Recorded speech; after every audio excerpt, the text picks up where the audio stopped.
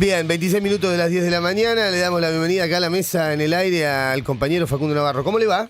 Bien, querido. ¿Usted cómo anda? Muy bien. Bueno, ansioso por la fecha que se viene este viernes y ver qué hay en Puerto Madryn en el Día de la Memoria, Semana de la Memoria, actividades en diferentes lugares.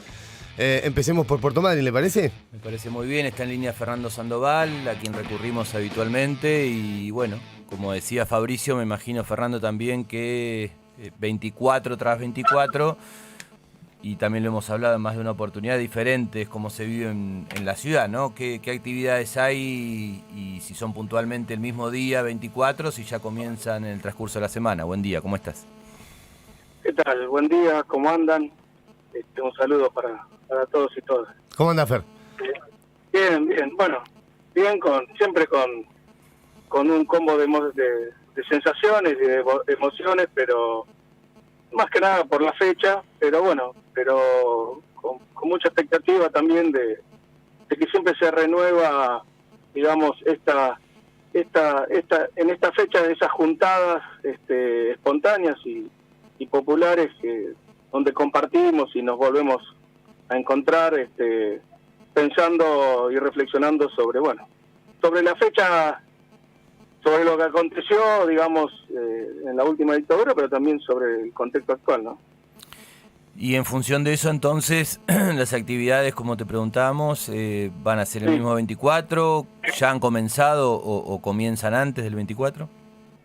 Sí, bueno, en realidad a partir del 16 de este mes, de marzo, en la Universidad de Chubut, y hasta el viernes de la semana que viene, inclusive, hay una muestra de abuelas, son 11 banners, de un recorrido, de un recorte de la lucha de abuelas, que están ahí, que son de acceso público, que pueden ir a ver, y creo que la semana que viene la universidad va a anunciar también una parte de algún recorrido relatado, y para que puedan, la gente no solamente pueda ir a ver y leer los banners, sino también, bueno, pueda escuchar un poco sobre la historia de la lucha, de las abuelas, que está más vigente que nunca.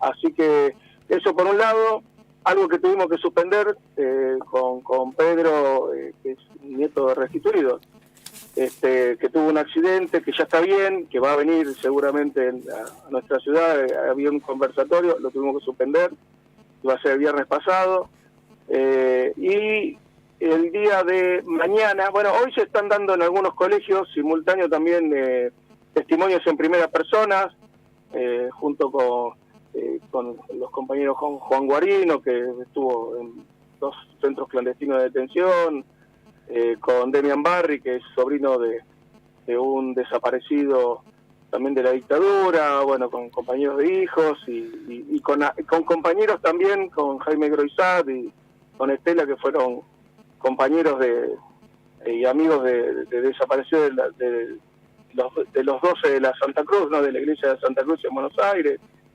Y el día de mañana, 23 de marzo, a las 18:30 horas, que hicimos una modificación ahí, 18:30 horas en el Teatro del Muelle, conseguimos los derechos y se va a proyectar la película 1985. También con presencia de familiares, con presencia de público en general, para también hacer una reflexión final. Y antes de que empiece el partido de Argentina, ¿no? Nosotros vamos a inaugurar simbólicamente la iluminación que tiene el contador de Nietes, para que tenga más visibilidad en esta búsqueda, ¿no? de generar inquietudes a aquellos que dudan de su identidad. Fer, perdón, 24, sí. Antes de que te metas con el 24. Día sí. Y hora de Argentina 1985 y de la intervención en la obra de Popol. 18:30 horas en el Teatro del Muelle. Arranca 18:30 horas la peli. Y posterior a eso, se enciende de ahí, cruzamos enfrente y encendemos la luz del contador de Nietes como un acto simbólico, más que nada, para que ya quede todas las noches prendido y bueno, se pueda visibilizar más aún. Y con el tema de las entradas, ¿cómo...? No, bien la pregunta. La entrada es libre y gratuita. Sí. Y nos acomodamos ahí adentro, si no alcanzan la silla, nos sentaremos en el suelo. Ojalá, esperemos que la convocatoria sea amplia. Sabemos que el Teatro del Muelle no es muy grande, pero está bien ubicado y bueno, ahí Diego Lacunza tuvo toda la predisposición, inclusive para gestionar los derechos con el Inca y poder proyectarla. Así que bueno, no es libre y gratuita, no hay que pagar nada, hay que venir. Digo, es interesante, digo, desde el punto de vista histórico, pero también desde el punto de vista de aquellos que no la han transitado por haber nacido posteriormente. Así que bueno, la convocatoria es amplia a toda la comunidad madrinense. Tiene gente de Trelew también, de Rawson, nos acaban de decir. Así que bueno, de alguna manera nos acomodaremos. Y antes de que te metas en el 24, como decía Fabricio también recién, ¿qué mirada tienen de la película, no? Te iba a preguntar exactamente lo mismo. ¿En forma personal o en forma colectiva, no?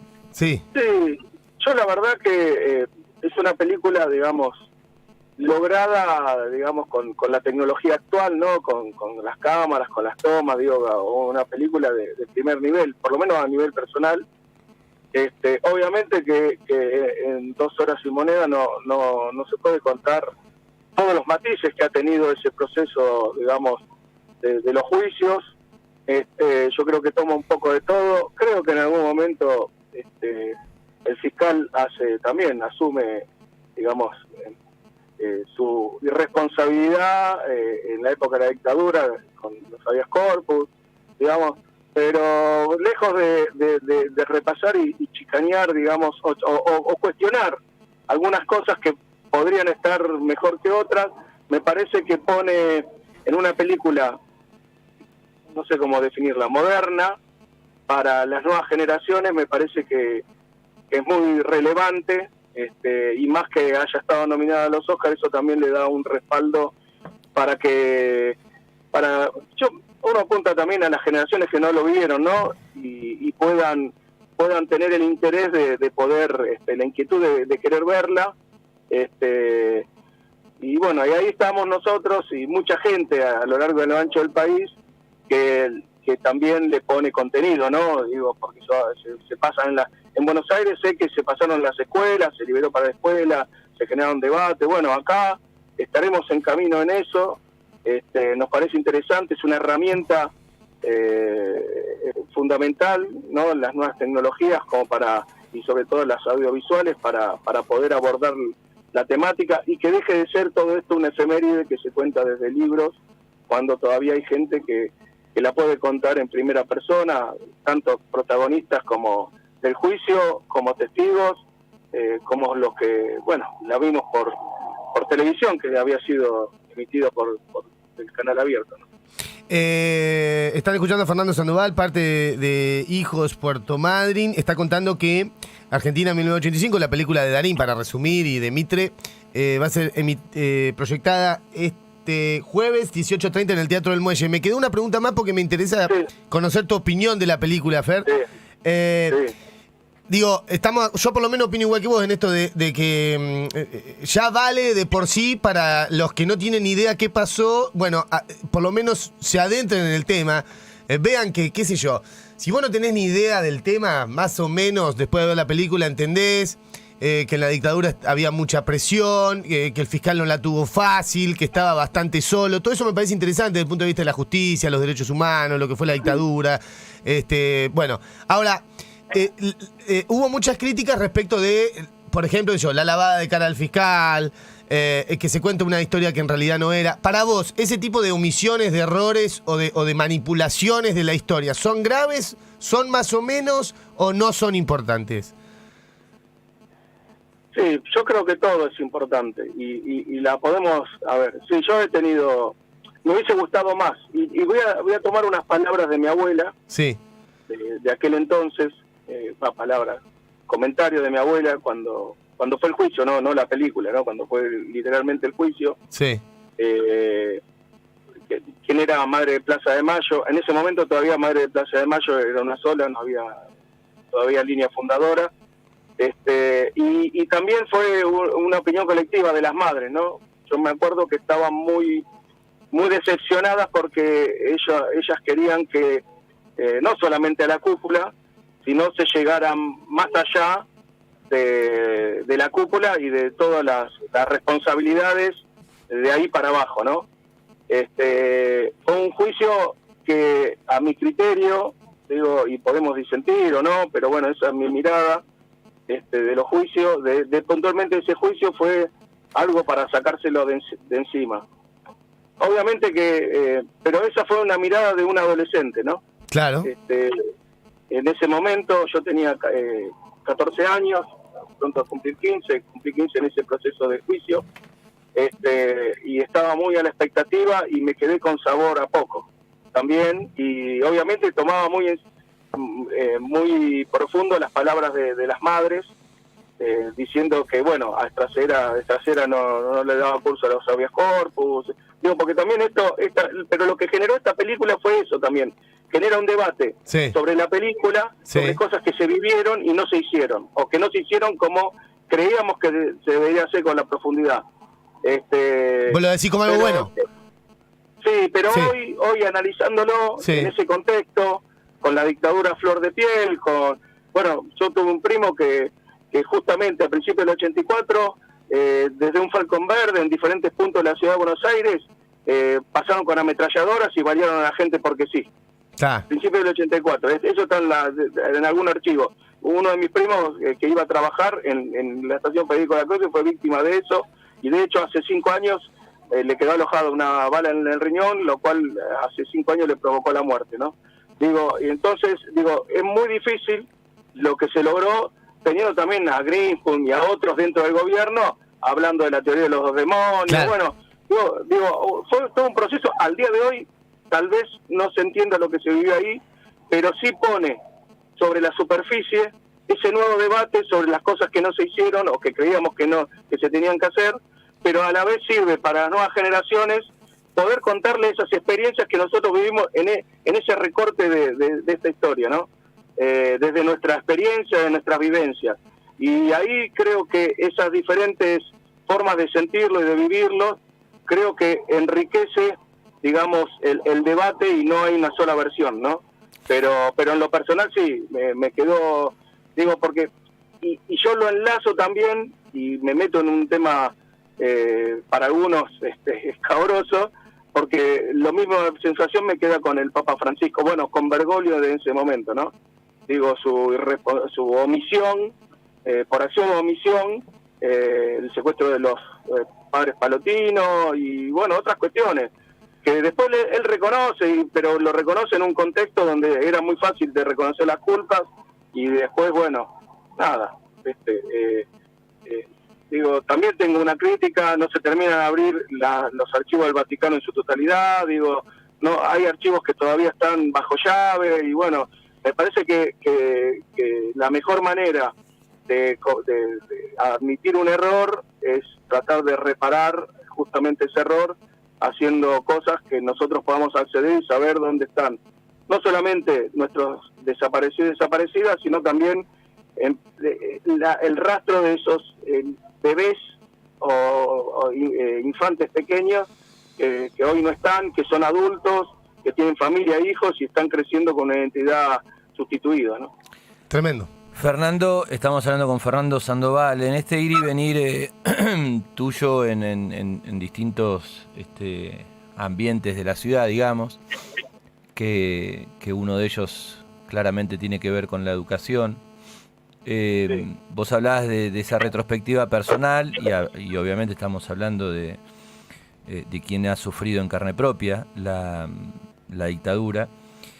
De ese adolescente, hoy con el paso del tiempo, con las herramientas que hay, ¿cómo crees que se trata en la escuela? ¿No? Porque, por ejemplo, tenemos como punto de partida, como puntapié, si quiere, para algunos jóvenes, sobre todo el tema de la película. La película, por lo menos cuando uno habla con hasta con las hijas, ¿no? Que tienen un poco más de 20 o menos de 20, saben de qué se trata o se muestran interesadas, se juntan para verlas en grupo. O sea, ha generado ahí un movimiento interesante. Ahora, ¿cómo crees, o cómo sentís, o cómo palpás que toma la escuela? Porque tenemos lo que vos decís de la previa del juicio, de lo que fue la CONADEP, esto de las dobles caras, ¿no? Sábato siendo parte de esa CONADEP, entregándole justamente el nunca más a Alfonsín, que termina siendo el alegato final de Estracera, y es el mismo Sábato que se reúne con Videla, que a su vez integraba el PC desde un lugar en donde, bueno, es abrir un montón de puertas. Vos nombraste a algún ministro como Greenspun y podríamos nombrar al ministro Trócoli, que en ese momento era ministro del Interior y que fue quien presenta en la televisión, ¿no? Justamente el tema de la CONADEP. O sea, cómo ordenar, y también con docentes que, bueno, sin ir más lejos, Fabricio lo es y no había nacido ni siquiera cuando había sido el juicio. Entonces, ¿cómo amalgamar todo eso y cómo lo sentís vos que transita por las escuelas, sobre todo por la educación? Sí, yo creo que muy buena la pregunta, digo, y, digamos, de su desarrollo, y a mí me genera, digamos, en el sistema educativo, me voy a basar en Madrid, pero conozco a la provincia, conozco el país. Hoy le decía a un colega tuyo también que yo conozco a ese colega, y me da, digo, nosotros cuando desde la educación hace 11 años atrás, 13, perdón, con la carrera de Miguel, ¿no? Fue consecuencia de poder empezar a debatir y empezar a hablar de estas cosas para que no fuera una efeméride más. Pero después también me di cuenta que con más de 30 años no hablar, no decir nada, y cuando por una nota que me hizo Gustavo Gómez X de causalidad, creo que fue, se enteró en una charla y me dijo, te paso una notita en el 2008, y eso, claro, uno al transitar la escuela, o del deporte social, o del deporte, que era lo mismo, mi ámbito de desarrollo, causó, la verdad, que un revuelo bárbaro. Yo creo que más positivo que negativo, y a partir de ahí, digamos, empezó a cambiar. Yo voy a hablar de mi experiencia personal. Empieza a cambiar mi vida, empieza a cambiar mis ámbitos, ¿no? Me di cuenta que hasta ese momento yo me involucraba en cuestiones de derechos humanos y de luchas hasta ahí, también dado por lo que transitamos en el menemismo y esto del negacionismo, que ya se empezaba a generar con más fuerza, una gran decepción, después la represión del 2001, bueno, todas estas cuestiones hizo que ahí en el 2009 yo diera mi primer testimonio en la escuela 710, una escuela que llevo más de 25 años recorriendo como docente, la escuela que voy a estar mañana también, que me voy a reencontrar. Mi primera escuela donde hablé, di mi testimonio, que fue durísimo para mí, después de tantos años de silencio, pero por otro lado, digo, es en este contexto donde el ámbito de la educación está atravesando una situación tan difícil desde hace muchos años, en realidad los trabajadores estatales, ¿no? Y trabajadoras, sí, y tan difícil, yo me recuerdo, por ahí me vi un cachito ahí, me hago un paréntesis, me recuerdo en las manifestaciones en Rawson, con la represión, gas pimienta y bala de goma, y decía, no lo puedo creer después de que somos un país en vanguardia en derechos humanos, que juzgamos a nuestros militares, que seguimos con los juicios de los genocidas, que tenemos una nueva ley de educación, que tenemos una ley de educación sexual integral, y haber estado ahí era como un retroceso a esa angustia que viví durante la dictadura. Algunos pueden disentir con mi forma de mi perspectiva, digo, pero yo lo sentí así. Lo cual me hizo redoblar la apuesta y querer meterme en el Estado para tratar de aportar y cambiar algunas circunstancias. Pero volviendo al sistema educativo, todo ese conflicto también, o todos esos conflictos generados, ¿no?, desde el Estado, también tapó lo importante que era el cambio de paradigma de la educación y el debate en la escuela pública, sobre todo, porque nos enfocamos en eso, ¿no? En el conflicto, en las tensiones y en el desgaste. Y yo creo que hoy, actualmente, con todo este contexto que atravesamos, es muy difícil poder abordarlo. Digo, ¿de qué historia vamos a hablar? De vulneración de derechos en dictadura o en gobiernos neoliberales, si actualmente lo estamos viviendo en carne propia. Entonces, ¿de qué derechos humanos? Me lo planteó alguien, un joven, que verdaderamente desde su hacer todos los días coincide conmigo muchísimo, ¿no? En las prácticas de construcciones colectivas y todo eso. Y él me decía, pero ¿de qué manera? Si nosotros nos están vulnerando nuestros derechos al acceso a la educación. Me dice, y nos vienen a hablar de que Argentina es esto en derechos humanos. Y claro, y ahí me dice, por eso toma fuerza, dice, el discurso de Milei, me dice. Literal, lo estoy diciendo, ¿no? Digo, y preocupante para mí, por lo menos, porque Milei, si los que nosotros esperamos que generen, achiquen la desigualdad socioeconómica, que nos den la oportunidad y todo esto, no lo están haciendo, entonces Milei viene con un discurso que no lo puede sustentar y no lo puede argumentar de ningún lado, ¿no? Porque él le acuerda con el hijo de Bucci en Tucumán, donde ellos creen que la represión es el camino para el disciplinamiento, o el tráfico de órganos, pero bueno, reina esto, y verdaderamente si uno recorre las escuelas, pasa en boca de muchos docentes que te dicen eso, no quieren abordarlo, no les interesa, su preocupación es el salario y la infraestructura, y que no está mal, digo, pero bueno, yo creo que el paradigma cultural todavía, el cambio de paradigma cultural no está dado.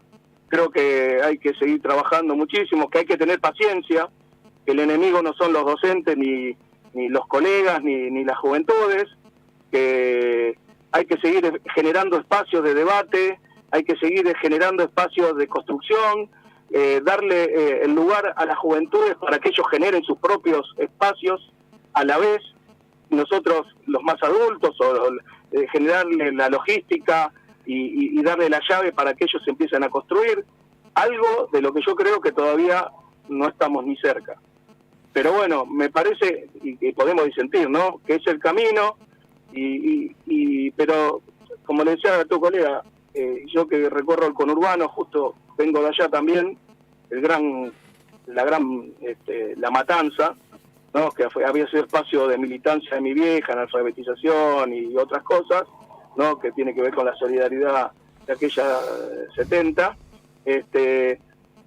alguien que no tiene agua, alguien que no tiene trabajo donde tenga un ingreso formal o informal, pero no tiene un ingreso para tener garantía de poder alimentarse y tener las 4 comidas en la mesa y tal. ¿Cómo le hablamos de 1985? ¿Cómo le hablamos de la historia del país si verdaderamente está pensando cómo poner el pan en la mesa? ¿Cómo le hablamos de la zonificación minera? Que eso es lo que a mí me pasaba constantemente cuando estaba en los barrios, que los queríamos convocar y que se solidaricen con esta lucha, si verdaderamente están sin trabajo y ellos veían en la minería, aunque sea ir a barrer y tener un sueldo y una obra social para atenderse en el hospital o tener, digamos, acceso a la salud. Cuando verdaderamente no tienen acceso a la justicia, sabemos que la justicia, bueno, es un tema también para tratar y debatirlo, porque no solamente a nivel nacional, sino también a nivel provincial. ¿Qué sé yo? Ahí estuve hablando con Marcela Pérez Bogado, ¿no?, que hoy es la presidenta del Comité contra la Tortura, y vamos a empezar a trabajar por ahí también y ver cómo llegar a los barrios y a las organizaciones, digo. Pero lo que tenemos que sumar es gente convencida, digo, yo creo que gente hay, lo que pasa que, bueno, a veces estas construcciones que nos quedaron del siglo pasado, esto que no hace que podamos construir la diferencia, es tan fácil decirlo y tan difícil lograrlo. Bueno, yo creo que el día que alcancemos, aunque sea, como me decía Mariana Martín, un acuerdo de mínima, se pueden lograr muchas cosas y se puede avanzar como sociedad atendiendo y también ejerciendo presión social a los estamentos del Estado que tienen que, bueno, cumplir con su mandato, ¿no? Bueno, siempre nos pasa, ¿no? Que vamos abriendo ventanas y... No, sí, porque obviamente también tiene que ver una cuestión generacional, en el caso tuyo y el mío, que claro, nos relaciona justamente la edad y también determinadas experiencias y bueno, pero siempre es un gusto poder poner arriba de la mesa por lo menos alguno de estos ejes, ¿no? Sí. Pero bueno, iría por el lado de, qué sé yo, porque lo tenemos cerca, cómo repercutió y cómo... y siempre a mí me surge la escena que vivimos junto con Fabricio el día que el hermano de Santiago Maldonado, Sergio Maldonado, claro, fue por votación, ¿no? Negado a dar la palabra en el marco justamente de lo terrible, que vos, vinculás con el tema del conflicto, cómo rebotaban las escuelas, pero bueno, me iría por un montón de lugares que seguramente hace la charla mucho más larga y que la podemos compartir, como decís vos, inclusive por afuera de la previa o del mismo 24 para que no quede solamente en una efeméride, es lo que tratamos de rescatar siempre nosotros la historia. Volviendo al 24 entonces, estábamos en el 23 entonces Teatro del Muelle, 18:30, proyección de la película 1985, entrada libre y gratuita. Posteriormente la iluminación del Contador, que aparte es un espacio que se ha ganado también, ¿no? Un espacio que tiene que ver con murales y con distintas intervenciones artísticas con respecto a la memoria. Y el viernes, propiamente dicho, el 24, ¿cuál es la actividad? ¿Cuáles serán las actividades? Bien, las actividades, bueno, a las 10 de la mañana es el acto oficial que lleva adelante el Estado Municipal, en el mismo, ahí en Rauso 60, al lado del Teatro del Muelle. Ahí se va a descubrir, porque está el Contador de Nietes, pero muchos que bajan de los cruceros miran y preguntan qué es, y muchos turistas lo ven. Está bien puesto ahí. Sí, la verdad que sí. Y eso fue un mérito de Mónica Rafael, que vio ese lugar como esa posibilidad en su momento. Y bueno, se va a inaugurar un atril con lo que es el Contador de Nietos. ¿Por qué el Contador de Nietes? Y va a haber un QR. Y el QR, algo que parece tan sencillo, hacerlo, pero ha tenido ahí un matiz muy interesante que fue que tuvimos que consultarlo con las abuelas, ¿no? Con Manu Goncalves, que es presidente de la CONADI, y las abuelas, y porque ese QR es el que va a quedar para las abuelas también, porque ese QR te lleva a la página de abuelas. Y dicho de paso, las abuelas están actualizando su página, la están que no había sido actualizada hace mucho tiempo.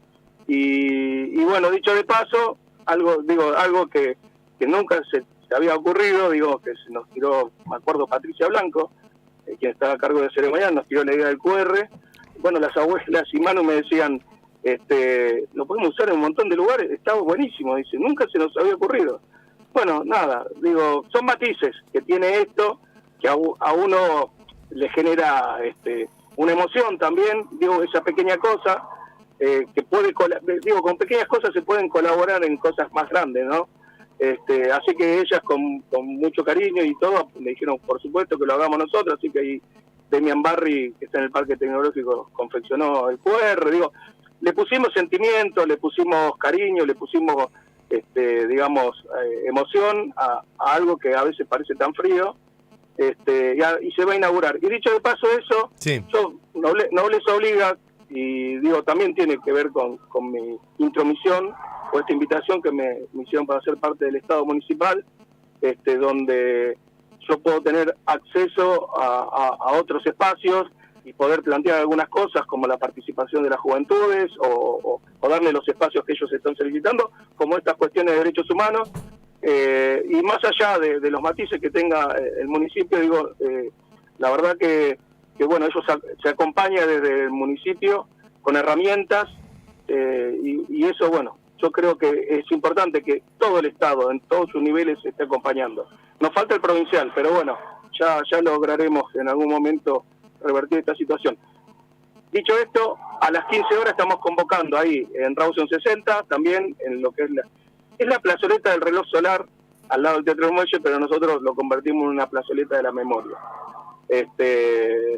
Así que ahí nos convocamos a las 15 horas, donde va a haber un micrófono abierto, no para discursos políticos partidarios, no pueden hablar, es para eso está el acto de las 10 de la mañana, es para leer poesía, testimonios, anécdotas, sobre darle entidad a las compañeras desaparecidas que quieran darle, cantar, va a haber música también, y a las 16:30 decidió el colectivo Construyendo Memoria, que dicho de paso también cumple 10 años de aquel 2013 en la calle Estíbaliz, que fue la primera vez, Estíbaliz y Mitre, decidieron volver a hacer la marcha pidiendo no solamente por la memoria, sino también pidiendo cárcel efectiva para genocidas, que hoy, como con los compañeros de hijos de Lavo, de Atlético Banco Olimpo, estamos reclamando que de cada 10 genocidas, 8 están quedando en libertad o en domiciliaria. Así que nosotros queremos reclamar, y obviamente un llamado de atención a la justicia en estas cuestiones y en otras cuestiones que también una justicia que no es justa, y que es para una élite, una minoría, y que no todos tenemos acceso a la justicia. Bueno, en eso estamos laburando también. Sí. Bueno, a las 16:30 la marcha, regresamos después al mismo lugar, y músicos de diferentes edades, infancias, adolescentes y no tan adolescentes, que lo han coordinado la compañía Solana de Cultura de UTN con Martín Alabar, que hoy es coordinador de Juventudes, y TRZ. Ellos han coordinado ese espacio con artistas, así que bueno, y ahí estaremos hasta que las velas no ardan. Fer, por ahí el enfoque debería ser otro, pero bueno, nosotros preguntamos todo acá, vos sabés cómo es. Sí. Siempre hay comentarios, críticas de quienes no están de acuerdo con la organización y por ahí se realiza un acto aparte o se realiza un acto a otra hora. ¿Qué de esas críticas tomás? ¿Cuáles te parecen válidas y cuáles te parecen para romper? Mira, no voy a dar nombres propios. No. Yo respeto. Digo nombres propios porque se dio eso en el 2021. Vino una persona referente de un partido político, también participante de diferentes colectivos o colectivas ambientalistas y educativos, y nos pidieron leer un documento, y nosotros lo que dijimos que no, que las asambleas que representan un colectivo o colectiva, sí, pero no en nombre de partidos políticos. Para eso estaba el acto oficial. A partir de ahí empezaron a hacer otro tipo de actos, que es respetable. Digo, la verdad que nosotros siempre decimos con hijos que cuanto más actividades se hagan en diferentes lugares y se amplíe el público, hacemos más memoria, verdad y justicia. No hay problema, pero a partir de ahí pasó eso. Nosotros no le cerramos las puertas a nadie. Primero nos dijeron que era una organización sastrista, literal, y no conforme con eso, porque obviamente no respondimos, porque eso es una manifestación popular, y todos tienen el acceso de venir a las reuniones y opinar, y de hecho estas personas, representantes que comparten con esta persona que rompió, digamos, decidió hacer esto, o decidieron hacer esto, participaron en esa reunión y nunca objetaron nada en el 2001, y después nos dijeron que era una organización kirchnerista. Quienes nos dijeron eso también, parte de esos hoy usufructúan fondos del Estado para su carrera artística, digamos. Y no está mal, porque el Estado somos todos y el municipio debe tener una agenda amplia para todos, pero digo, hay como contradicciones. Ahora, dicho de paso eso, vuelvo a decir, celebramos que se hagan otros espacios, pero me parece que lo que está mal son las chicanas, las críticas por no poder capitalizarlo, ¿no? También nos había pasado en algún momento con un espacio kirchnerista que le dijimos que no, que acá, si viene el intendente o viene un concejal, o como ha pasado, ¿no? Digo, también hay concejales de diferentes partidos políticos que han venido a lo que nosotros hacemos a la tarde, pero no vienen como ciudadanos. Nosotros no le permitimos el micrófono, digo, porque eso es un espacio que nos apropió la gente, que le pusimos sentimientos, y crecemos, obviamente, hay cosas, y todo, no hay un discurso cerrado. Pero bueno, cada uno, digamos, tiene una forma de construir diferente. Nosotros lo vemos por ahora, la guerreina es la que venimos haciendo. En la última reunión que nosotros hicimos ahí, que nos prestaron la Casa de la Cultura por el acceso para que puedan venir, éramos más de 40 personas, digamos, representando diferentes espacios, o ninguno, o se representaban a sí mismos. Propusieron, qué sé yo, ahora estoy pensando en Paula Vilacha, que propuso los de los cerámicos por la memoria y los 30.000, que se hace en Buenos Aires. Bueno, estamos tratando de encontrar la vuelta a esa propuesta para hacerla con el formato que fue iniciado. Digo, no se le cierra la puerta a nadie. Vinieron juventudes, vinieron gente que no había visto nunca. Bueno, se sumaron las universidades, la Universidad de Chubut y la Universidad Tecnológica. No sabemos por qué la San Juan Bosco tal vez no le llegó la información, no sé. Pero bueno, vino ANSES. La verdad que nosotros creemos que la construcción tiene que ser amplia, y que me parece que las diferencias de construcciones tienen que dejar de lado estas cuestiones para llevar adelante. Digo porque, pero vuelvo a repetir, celebramos que se hagan en más lugares, en la misma ciudad, y nos parece bien, lo cual, poniéndolo en el mismo horario, muchas veces a nosotros no nos da la posibilidad de poder participar, de lo cual estamos dispuestos a hacerlo también, porque me parece importante esos espacios, como espacios también de conquista y de debate. Fernando, la última.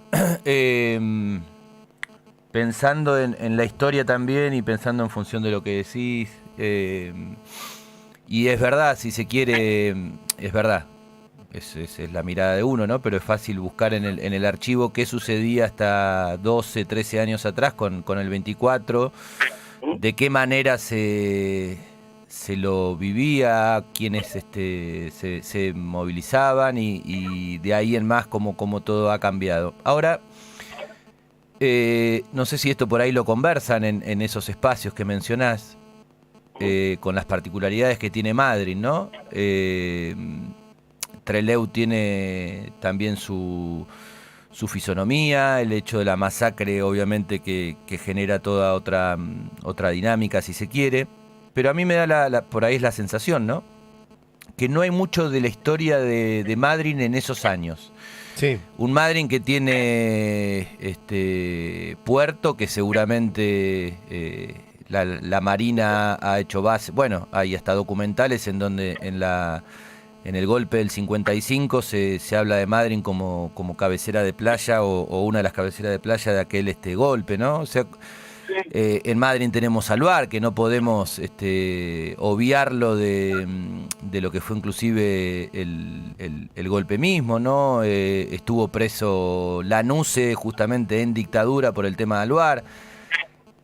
¿Hay ahí como un laburo para hacer, o hay algo ahí como que está anudado y no se puede desatar? ¿Qué te parece?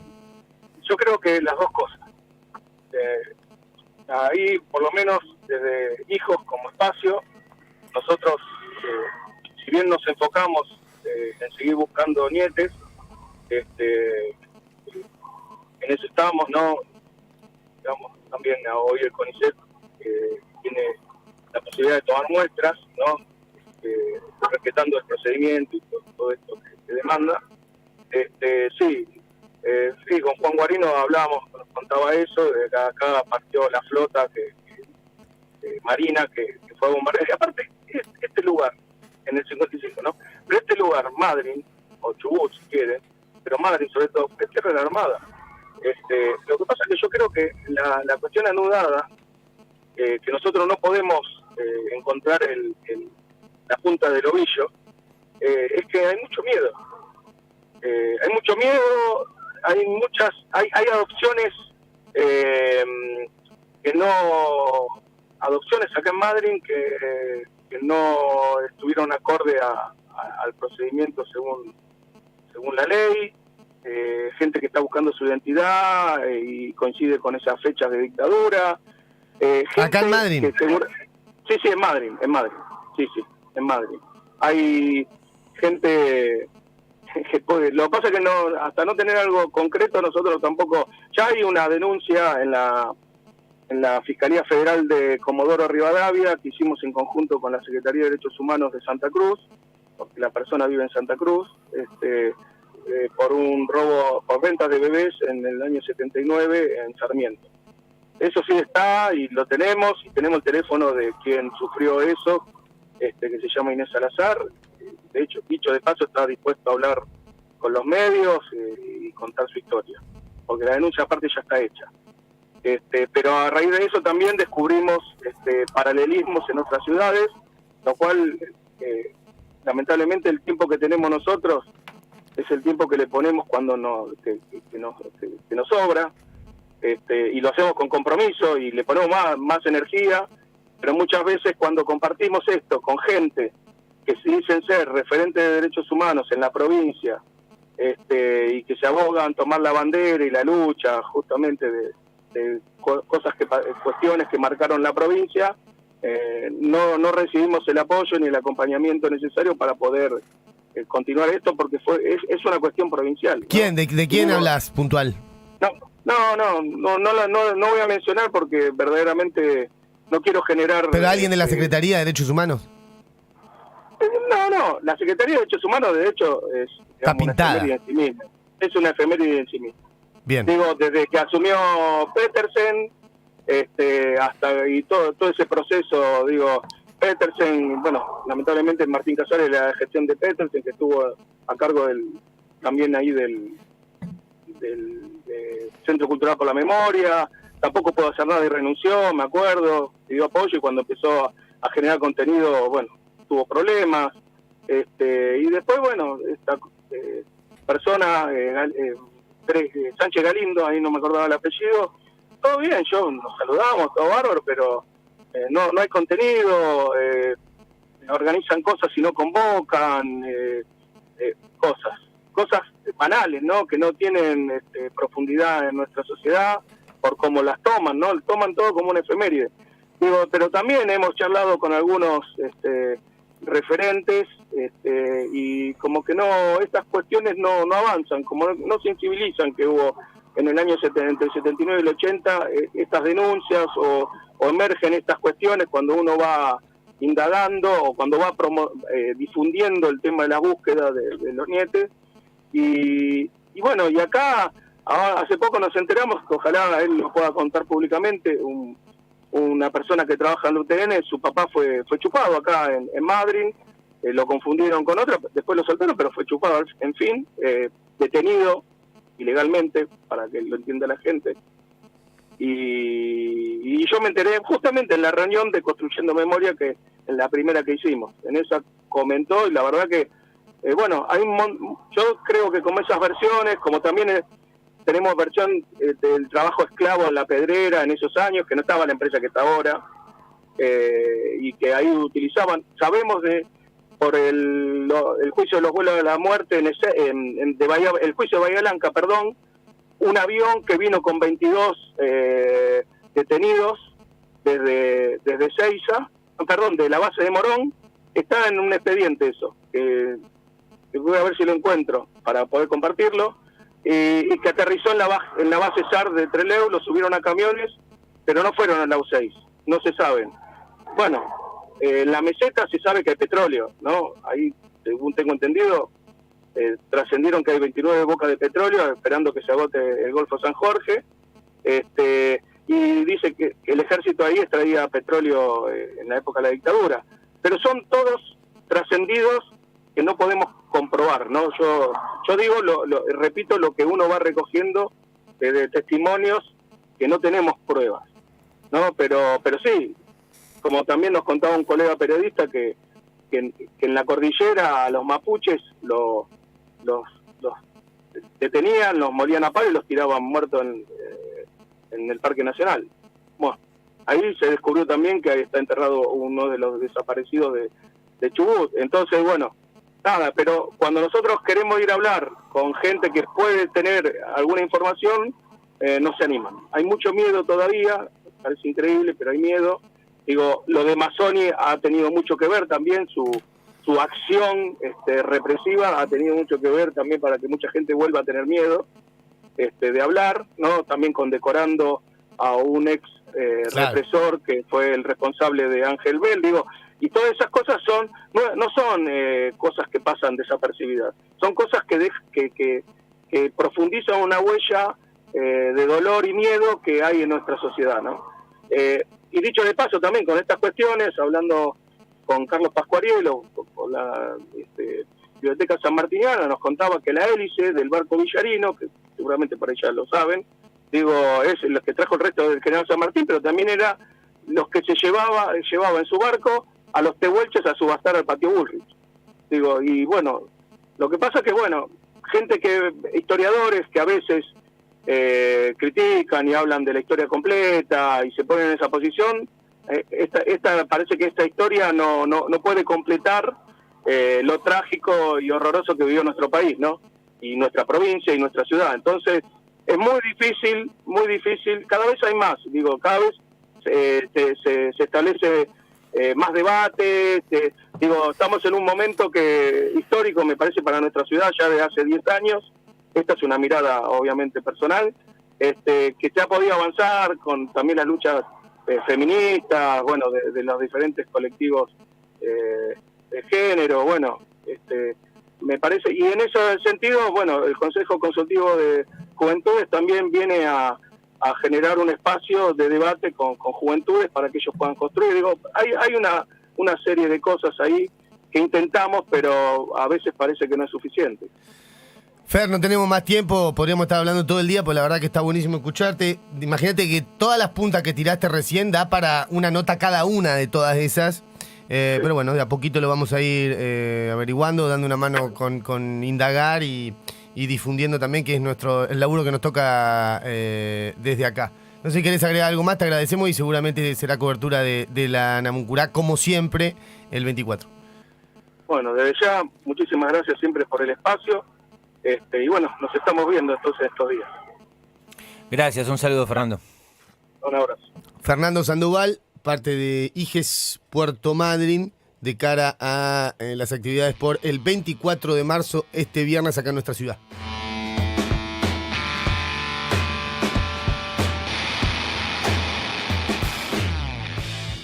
Desde Obreros Unidos, 1201, Ciudad de Puerto Madryn, Chubut, Patagonia, Argentina.